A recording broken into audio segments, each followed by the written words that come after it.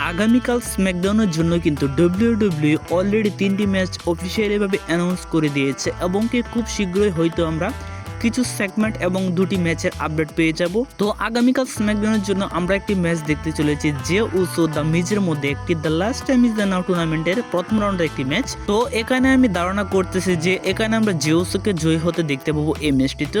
যদিও the Ms অনেকদিন পর ভালো একটি ম্যাচ পেয়েছিল জেউসোর সাথে, তো এই ম্যাচটি কিন্তু একটি ভালো ম্যাচ হতে চলেছে। বর্তমান সময়ে জেউসও কিন্তু ভালো পারফরমেন্সে আছে এবং কি দ্য মিজও কিন্তু আগেকার সময় ভালো একটি রেসলার বা ভালো একটি চ্যাম্পিয়ন হিসেবে আমরা দেখতে পেয়েছিলাম, কিন্তু বর্তমান সময়ে দ্য মিজকে কিন্তু WWE ভালোভাবে পুশ করতে পারছে না। তো এই ম্যাচটিতে আমার সম্পূর্ণ প্রেডিকশন থাকবে জেউসো এই ম্যাচটিতে জয়লাভ করবে এবং কি সে চলে যাবে পরবর্তী রাউন্ডে।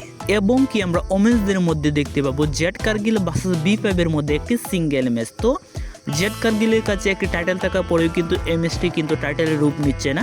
তো এই ম্যাচটিতে আমরা দেখতে পাবো একটি নন টাইটেল ম্যাচ। তো জেড কার্গিল চ্যাম্পিয়ন হওয়ার পর কিন্তু এটি হতে চলেছে তার প্রথম ম্যাচ B5 এর বিরুদ্ধে। তো আমরা সকলে চাইবো যেন এই ম্যাচটিতে জেড কার্গিল জয়লাভ করতে সক্ষম হয়ে যায়।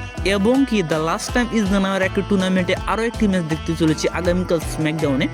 কিন্তু এই ম্যাচটিতে আমরা জানি যে লড়তে চলেছে LA নাইট, কিন্তু LA নাইটের বিপরীতে কে লড়তে চলেছে তা কিন্তু আমরা এখন পর্যন্ত আপডেট পাইনি। তো এই আপডেটটা পাওয়া কিন্তু সম্ভব না, কেননা আমরা স্ম্যাকডাউনের এপিসোডে সরাসরি গিয়ে দেখতে পাবো কে হতে পারে LA নাইটের প্রতিপক্ষ। তো WWE যেহেতু LA নাইটের প্রতিপক্ষকে রিভিল করে নাই, তো ধারণা করা হচ্ছে যে এখানে কোনো একটি ভালো অপোনেন্ট হতে পারে LA নাইটের বিরুদ্ধে। তো যাকে হয়তো আমরা অনেকদিন যাবত WWE-তে দেখতে পাচ্ছি না, এমনটা হতে পারে ট্রিপল এ অথবা TNA কোনো সুপারস্টার। তো দেখা যাক LA নাইটের প্রতিপক্ষ কে হয়।